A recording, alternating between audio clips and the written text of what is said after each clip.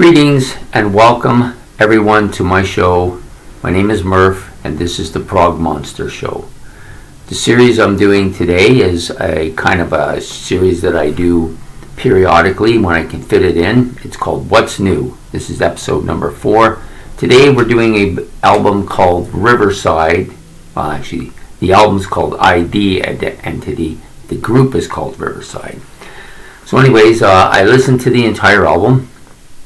Really good production on this album, I think, and the sound is clear as a bell. So it's perfect sound. So let's just do a little bit of the background information just so we can get started. So this was released January the 20th, 2023, so not too long ago, maybe about 6 weeks. I'm just trying to catch up with these videos as I decided halfway through that lumping them all together isn't going to work out at all. So it's on the Inside Out Mystic Productions label. I think it's Sony as well, but I'm not sure. About 53 minutes long, which is generally longer than I like to listen to for an album, but certainly well within norms for this period of time in history. Excuse me. And it's, of course, produced by its main guy, its main leader, Marios Duda. So he is production of this album.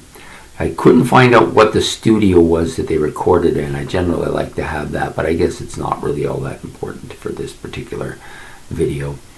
Okay, so the members of this band, I'm going to maybe screw some of these names up, but I'm going to do my best here. Marios Duda, vocals and bass guitar. Piotr Kozeradsky, I think that's how you pronounce it, drums. Mikhail Lepage, keyboards, and he does play some other instruments, organ, Hammond organ being one of them as well. And Maciej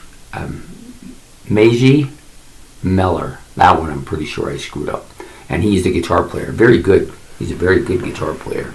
I was very impressed with some of his stylishness for the album. So there's 7 tracks on this album, plus there are an additional bonus instrumental tracks which come with the album, which are Age of Anger, Together Again, Friend or Foe, and Self-Aware. The Self-Aware one is the single on the album, and there's one other track on here, Friend or Foe, which is also a song on the album. The other 2 tracks, I guess, are additions to it. Okay, so we got 7 tracks, like I said. The overall feel, of course, of this album is it's progressive. It's a progressive rock album. Especially the first half of the album I find very progressive. Not as easy to get into, and that is pretty atypical of progressive rock. It takes a while to develop an ear for it. The back 3 songs, well, I don't know if they're better. I liked them better initially because I think their heaviness lends a bit easier listening to start with, right? So let me just talk about the individuals a bit. The vocals are a bit of on the high range, not super high, but on a high range. But he does, on the heavier tracks, he does do a kind of metal sounding voice on a couple of tracks, which I think fits the tracks perfectly. The album is very well produced. The sounds are great. Everything's as clear as a bell. I find the production of each instrument very clear as well, especially the guitar bits I find really well done. This guy is an excellent guitar player. He knows how to get the effects that he wants for the song using his instrument very well. Bass player is pretty good as well. Keyboard, he does a couple of really excellent solos. Even with the Hammond organ, which I'm normally not a big fan of, I think he does a good job with it here. Excellent job. Drummer, pretty solid drummer. Okay, so we got the overall feel, like I said, is very progressive. It does have some kind of almost metal elements to parts of their music, and I hear little bits and hints of other groups, other pieces from different people. The last track, for instance, he does a guitar solo, well, not a guitar solo, but a guitar bit where he's doing this kind of what you get from reggae, like that reggae bit, but it sounds very much like Alex Lifeson, especially when he goes into the solo. That really has that 80s Alex Lifeson sound that comes up with like Signals and the albums beyond that. Yeah, that's really tastefully done. Even on Moving Pictures, I hear that kind of thing. But it's just little bits here that they use from different bands. It's not, they definitely have their own sound. The lyrics are kind of more relationship oriented, talking about relationships with, romantic relationships, but also relationships with people in general. There's a lot more of that modern kind of conceptual stuff that you hear. This is not a fantasy lyrics band by any stretch. There's no token type stuff here at all. This is just a very kind of modern kind of relationships type of stuff. I'm not always crazy about that with my progressive rock, but it's very well done on this album. I gave the entire album basically 7s, 6s and 7s, which isn't bad for a first time listening. That's pretty strong actually. The first track, Friend or Foe, this took me a bit to get into. It's got a lot of, because I was still trying to gauge a lot of what was going on here. The vocals, I realized the vocals were fairly high range on this. The guitar part was heavy at points in time during the song. I think the guitar solo on the song was really well done. I think it fit where he put it and how he exercised it into the song. Fit perfectly. It wasn't like a jutting out or inappropriate time for it. He got it in there exactly when it should have been, I think. And I like that song. It wasn't bad. Landmine Blast, which was the next song. This is pretty intricate, progressive. Lots of intricate sounds here going on. Changing of style. You got your guitar. You had your guitar and synthesizer opening, and then they went to a solo with the keyboard, and then some more catchy beats from the rhythm section of the band. The vocals moderated a bit here. They weren't as high range as the first song, but were pretty solid. He did have some high range parts on the song, but overall it was a little bit more moderated. And the guitar at some point, like I said, was fairly heavy at different aspects of the song. And I liked this one. This was the first song I gave a 7. I liked it quite a bit. Next song, Big Tech Brother. This is a heavy, fast-paced, progressive song. Right from the get-go, it was just came out of the gate like that. And the guitar parts were really heavy, and his vocals. This is the first time you see him using that kind of metal, harsh vocals that he sometimes has. I'm not talking about death metal growls either here, in case people think that's where I'm leading. That's not where I'm leading. I'm talking about his voice cracking and almost having that metal edge to it, which I think was really well done for this particular song. And I think that the guitar and the keyboard solo was very tastefully put in again. Excellent. The next song is kind of the last kind of song of the first half, in my opinion. That's, to me, it starts to change here after that. You have some pretty heavy keyboards here, and synthesizers. They open up with the keyboard synthesizer part, and then some heavy metal guitar sounds here, quite a bit actually for this particular track. But it ends off fairly quietly. It starts to mellow out as it fades out and moves towards the end of the song. It's a good song. Probably one of the less memorable tracks on the album, but still not bad at all. So I really started getting into it at this point. By this point, I've heard enough of them that I could start to figure out where they were going and how that was going, and the different ranges that each of them had. And then I started really listening to the music a little bit more than just trying to figure out the players here. Okay, so this place, the song "This Place Where I Belong." This is clear. The vocals here are excellently clear. You can hear everything he's saying with detail. There's an acoustic guitar on this part, which I really liked. I think it adds a different element to their music.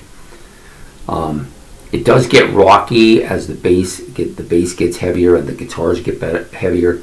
Then there's a keyboard solo, which is really well done. And then later, he also does a Hammond organ solo, which, again, I'm not a big fan of Hammond organ, but he does a good job on this. And it's very clear. It's not so dated sounding as a lot of Hammond organ often is. Yeah, so a really good tune. I like this one a lot. It was the first one that I really got right into, and I gave it a 7 as well. Next one, I'm done with you. That was also the I believe the longest track on the album. I think it was well over 13 minutes into and it had lots of different parts to it. As it went along, you had different areas where it would be either heavy and then it would come down a bit and play this and play that, but they were all put together nicely. It wasn't jarring at all. It seemed to flow naturally. The next track, I'm Done With You. I want to say that this was a maybe what I might consider the first kind of progressive metal song on the album. There was a lot of that metal sounding guitar here. And there was parts where there's almost an Indian sound to the guitar, almost. Just at that range where it could go into the sitar sound. However, it brought that feeling of Tea Party here. That was the first thing I thought, wow, this is kind of got that hint of Tea Party with it. It wasn't too much, just enough to gain your interest. And he did that a couple times during this track. And the vocals again were very kind of metal range sounding, doing that screechy. Well, I don't want to use the word screeching because I don't think it was screeching in the sense of what you might consider screeching, like the Steven Tyler, my favorite guy to pick on. No, this was just the voice would get really scratchy, which was almost kind of like a C.F. Turner sound, but not there. It didn't sound anything like C.F. Turner, but it was in that range, kind of where you might feel that way about it. I think the overall metal progressiveness of it was really good. It didn't make me think of Dream Theater or anything like that, but it was it just had that a little bit of it to it, and was really well done. And probably I would say this is my, I was building to the last song, which was the last song on the album, Self-Aware. That was my favorite. I think the lyrics were excellent on this song. He had me listening to what he was saying and try to follow along. There's a heavy guitar riff, of course, really rocking riff here. Probably the most catchy riff on the album, I think. Vocals again were very progressive and then in that high range. Even though this was a bit of a heavier song, he did stay in that high range, and his voice didn't really break too much on this. It was very, very progressive sounding and didn't have that real metal flair to it that they did on the previous two tracks. I just think it was overall, this album was very solid. I really was impressed with the production of the album, how he got the best out of each of the instruments. And I think that the vocals especially were very clear. Like, this is a very, very well produced album. And not, initially the first couple of tracks on it, I felt like, okay, it's starting to sound a little overproduced. But as they started adding more elements, I felt like, no, it's not at all. It's actually kind of perfect. I think the production was perfect for this album. I enjoyed this a lot. This is definitely an album on my list to get. I did not see it when I went out there yesterday. I was looking for it. But I usually would ask the guy if he had something, if I was interested in it. So I could get an idea of what, it's a brand new album, so it's going to be fairly high range. And ask him how it was doing and stuff like that, so I could kind of figure out where I might wait a bit in order to get it for a little bit less than it normally is, because it's, you got to be that way, because I got to buy these things and they're not cheap. I did spend quite a bit yesterday though. But anyways, the guy was too busy with lots of customers yesterday, so I don't want to push him on that. But I will look for this album. I got to go out again now, shortly after this video. And this video won't actually come out today. It's going to be, I'm going to set it for either Tuesday or Thursday to come, so that there's a little more of a space here. I don't want all these things piled up on top of each other. So anyways, I hope you enjoy this video. It was fun to listen to the album. If you like this kind of progressive sound, I can't really think of anybody that this reminds me of. Maybe it's a little bit more in the middle range than just some of the other progressive stuff I think of that's more modern. But if you like that range of music, you will like this album. I liked it, and I can't really think of a band. I guess it's kind of Rush. If you want to put it in with a grouping, I guess you could put it in with more of Rush's early 80s sound. Definitely Signals, maybe Progressions of Power, but this is heavier than those albums, much heavier. But it has that same kind of guitarist tone, and the bass is good and the clarity is good. Just they're heavier. So if you like that, but you want it a little bit heavier, this is good. This is good, man. Fantastic album. Anyways, I hope you like this. If you did, please like below, make your comments about it, and don't be afraid to ask questions. Maybe I didn't explain something properly. It's always, the English language is always hard to follow, and sometimes you think you're telling somebody something specific, but they are hearing something different, right? So we want to try to avoid that. So please subscribe, it's much appreciated, and I hope you will enjoy this video when it comes out, and have yourself a good evening. Take care.